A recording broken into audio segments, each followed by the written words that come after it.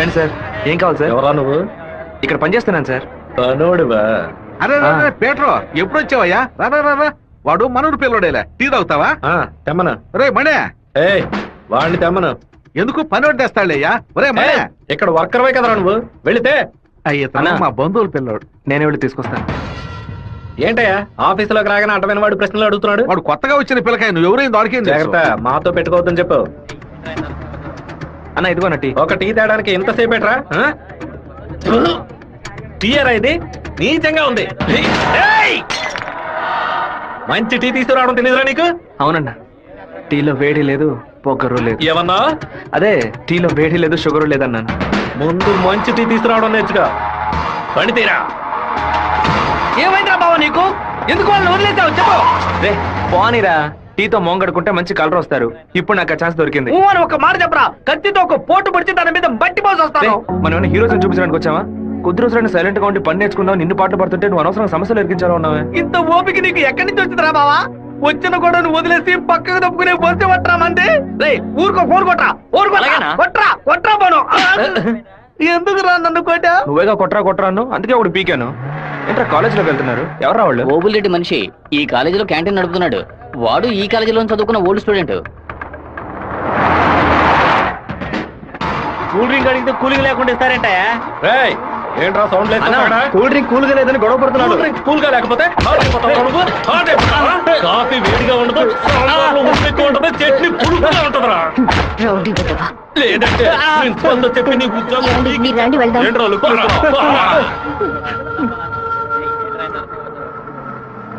Venkateswara college దిగండి. Hello Radhika, ఎలా ఉన్నావు? చూసి 2 రోజులైంది. రాధికనే.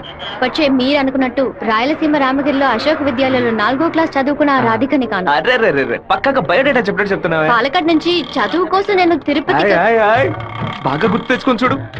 చిన్నప్పుడు స్కూల్లో పెన్సిల్ చెక్కేటప్పుడు చెయ్యి స్లిప్ అయి తొడగ కోసుకొని ఏడుస్తూ ఉన్నావు. బెటరీ నా మ్యాథ్స్ బుక్ లో పేపర్ చించేసి నా ఉమ్ముతో బ్యాండేజ్ చేశా.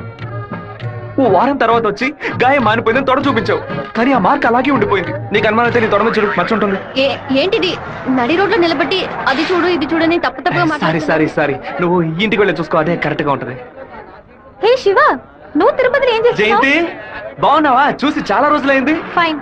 ఏ రాధిక, నువ్వు ఇంకా శివతో టచ్ లోనే ఉన్నావా? పెన్ ఫ్రెండ్సా, మెయిల్ ఫ్రెండ్సా, లేక ఫోన్ లో టచ్ లో ఉన్నారా? అయ్యో వీడెవడో కూడా నాకు తెలీదు. శివ తెలీదా నీకు? మన స్కూల్ ఎస్పీఎల్ బ్లేడు, పేపర్, తొడ ఉమ్మితో మందేశాడు, మర్చిపోయావా? ఇదే నేను ఎప్పటి నుంచో చెప్తున్నాను, కానీ తనేమో సొంత ఊరు పాలకాడు, నాన్న పేరు ఓమర్గుట్ట, అమ్మ పేరు ఓమర్గుట్టి అని మలయాళంలో ఏదేదో సంసారిస్తోంది. 10 రోజులు నీ ఎన్ఎస్ఎస్ క్యాంప్ కి వెళ్ళొచ్చే లోపల నువ్వు మలయాళిగా మారిపోయావా? మంజు మలయాళి. మాకు బోర్ కొట్టినప్పుడల్లా మలయాళంలో మాట్లాడుకుంటాం. ఆపుతావా నీ బయోగ్రఫీ? జయంతి నీ ఫోన్ నెంబర్ ఏంటి? 9950887461. రాధికాది ఒక నంబరే డిఫరెంట్, 87462. నా నంబర్ ఎందుకు ఇచ్చావు? సారీ, దాని నంబర్ ని ఎరేజ్ చేసి పారేసే నంబర్. బావా ఏం చేస్తున్నావురా ఇక్కడ? అనంతపురానికి ఎన్ని బస్సులు వెళ్తున్నాయో లెక్కేస్తున్నాను. వద్దురా బావా, అది మలయాళం అమ్మాయిగానే ఉండిపోని, మనం తెలుగు వాళ్ళుగానే ఉండిపోదాం. 2 రాష్ట్రాలు కలవడానికి మనం పాటుపడింది చాలరా. సగం బాడీతో మనం పులివెందులకు వెళితే ఎవరు మనల్ని గుర్తుపట్టారా బావా. అయ్యగారి చెవికి ఈ విషయం లీక్ అవుట్ అయిందనుకో, నా ముక్కు నుంచి రక్తం ఫ్లో అవుట్ అవుతుందిరా బావా. ముక్కుకు బ్యాండేజ్ చేసుకోవచ్చులే. వీడు నా అంత చూడండి వదిలిపెట్టేలా లేడు.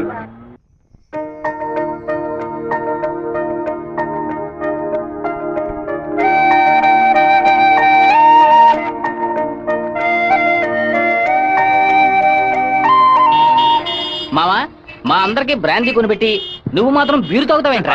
మీరంతా మత్తు కోసం తాగే తాగుబోతు, నేను డైట్ కోసం తాగుతున్నా. అవును, తాగుళ్ళో అదేంట్రా డైట్? చెప్ప.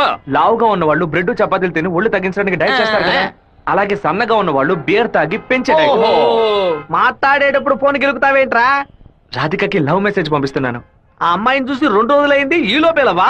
ఇది 10 ఏళ్ల క్రితం వచ్చిన puppy love, chicken love, calf love రా. కాఫీ లవ్వా అంటే?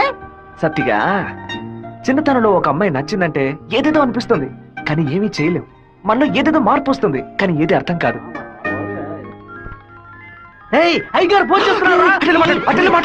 అయ్యా ఏం చేస్తున్నారు అక్కడ? అందరూ కూర్చొని క్వార్టర్ వినపడలా? అదేనయ్యా, తిరుపతిలో నీళ్ళ సమస్య, అందుకే స్వర్ణముఖిలో 4 బాటిళ్లు నీళ్లు తీసుకొచ్చి తాగుతున్నామయ్యా. తాగుతున్నామని చెబుతున్నాను. నీళ్లను బాగా మరిగించి తాగండ్రా. అవునయ్యా, ఇక్కడ కొంతమంది బాగా మరిగించి హాట్ వాటర్ లా తాగుతున్నారయ్యా, కొంతమంది ఫ్రిడ్జ్ లో పెట్టి సలసల్లగా తాగుతున్నారు. అది సరే మా వాడు శివేం చేస్తున్నాడు? సలసల్లగా తాగుతున్నారయ్యా. తాగేటప్పుడు కూడా డైట్ మెయింటైన్ చేస్తున్నారయ్యా. ఎందుకు డైట్?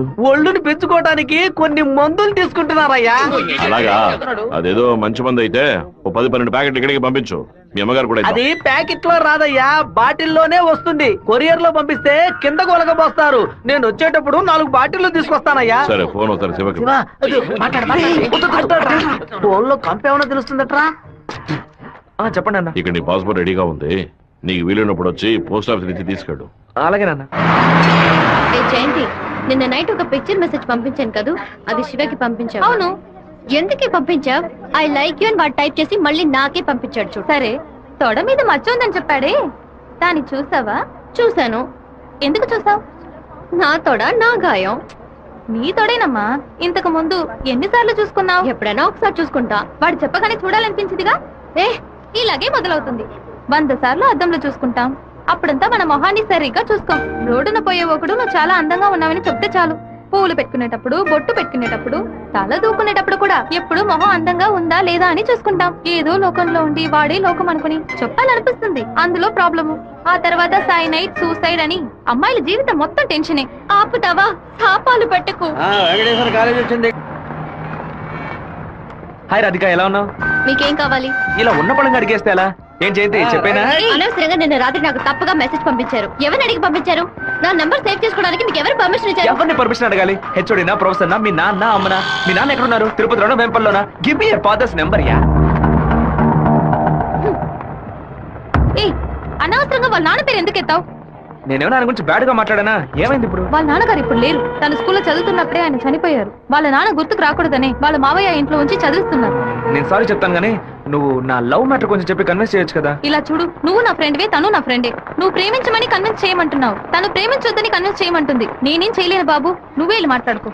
సరే, నేనే మాట్లాడుకుంటాను కానీ నువ్వు నాకు ఒకే ఒక హెల్ప్ మాత్రం చేయి.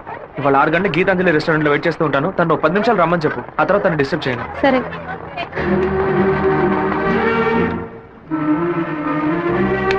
బావా, ఈ విషయాన్ని అయ్యగారికి చెప్పమంటావా చెప్పొద్దటావా?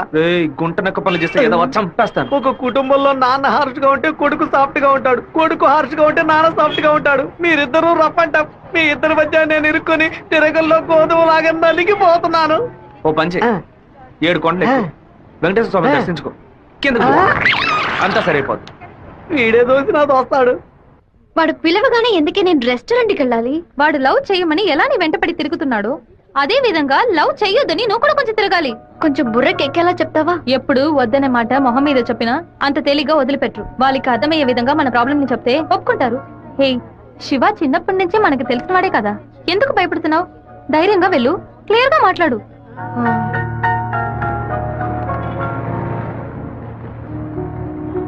రండి సార్, రండి లోపలికి రా. లోపలికి వచ్చండి. ఎందుకు ఇలా టెన్షన్ అవుతున్నావు? కొంచెం నార్మల్ గా ఉండు. మీ నాన్న గురించి మాట్లాడేందుకు సారీ. ఎందుకు ఇక్కడికి రమ్మన్నారు? ఏం మాట్లాడాలి? 8వ క్లాస్ చదువుకునేటప్పుడే మనసులో చిన్న లవ్, కానీ ఎలా చెప్పాలో తెలియలేదు. ఎండి ఏదో మాట్లాడతాడు, మన ప్రాబ్లం మందే. సడన్ గా ఒకరోజు నువ్వు స్కూల్ కి రాలేదు. నీ క్లాస్ వెళ్ళి అడిగి చూస్తే అందరూ నువ్వు ఎక్కడికి వెళ్ళావో తెలియదు అన్నారు. 2 months పోయాక హాఫ్ ఎగ్జామ్ టెన్షన్ లో నిజంగా నిన్ను మర్చిపోయాను. ఎప్పుడు నిన్ను బస్ లో చూసానో అప్పుడు పాతవన్నీ గుర్తుకొచ్చాయి. నేను ఏం మీరు చెప్పాలనుకుంటున్నా? అనుకునేది ఏది జరగదు. మా అమ్మ ఎంతో కష్టపడి నన్ను చదివిస్తోంది. నేను ఆవిడకి నిజాయితీగా ఉండాలి. ప్రేమ పేరుతో బైక్ లో తిరగటం, సినిమాలకు వెళ్ళడం, పార్కుల చుట్టూ, రెస్టారెంట్ల చుట్టూ తిరగడం నాకు అస్సలు నచ్చదు. నేను అలాంటి అమ్మాయిని కాను. నెక్స్ట్ వీక్ మీట్ అవుదాం, సరేనా? Okay okay. నేను చెప్పింది మీకు అర్థమైంది అనుకుంటాను. సెట్ పూరి. దయచేసి నా బాధను అర్థం చేసుకోండి. ఇంకా హలో, నీకేమైనా బుద్ధుందా? లోపల మనుషులుంటే ఎగేసుకొని తెరిచి పడి చూస్తున్నా. మామయ్య, అది నేను మామయ్య.